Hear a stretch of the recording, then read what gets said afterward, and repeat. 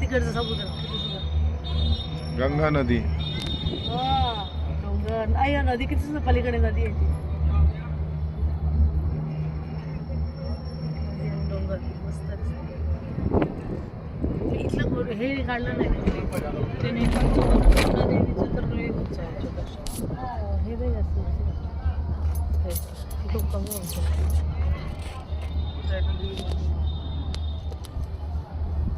आता चंडी देवी त्या डोंगरावर आहे.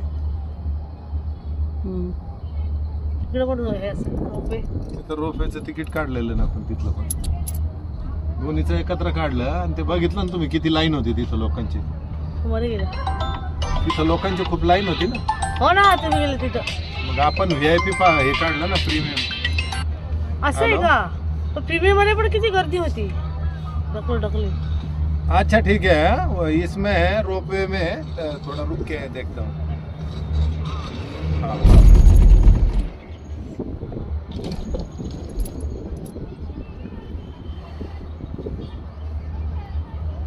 आम्ही पायीच गेलो होतो. पायी पण एक 20-30 मिनिटाचा रस्ता आहे, जास्त काही.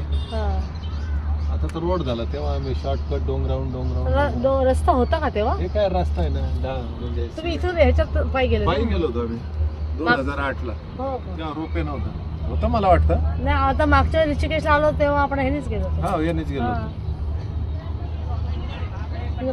काही धबधब्याचे ते दगड कसे पांढरे झाले. पाऊस नाही ना. नाही. हे बघा हे रोप पाहिजे, ते अवघड नाही. सकाळी जर आपण इथं मुक्कामी असलं ना, सकाळी मस्त पायी जातात. आणि काही पैसे लागत नाही ना? पैसे नाही लागत ना.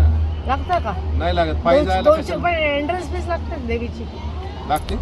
लागत असेल. नुसतं रोपवेचे पैसे वेगळे आणि एंट्रन्स फी वेगळी ना? नाही एंट्रन्स फी नाही. देवीच्या तिथं चालणाऱ्यांना नसते. देवीचं तिथं कसं काय? फक्त रोपवेचेच पैसे दे.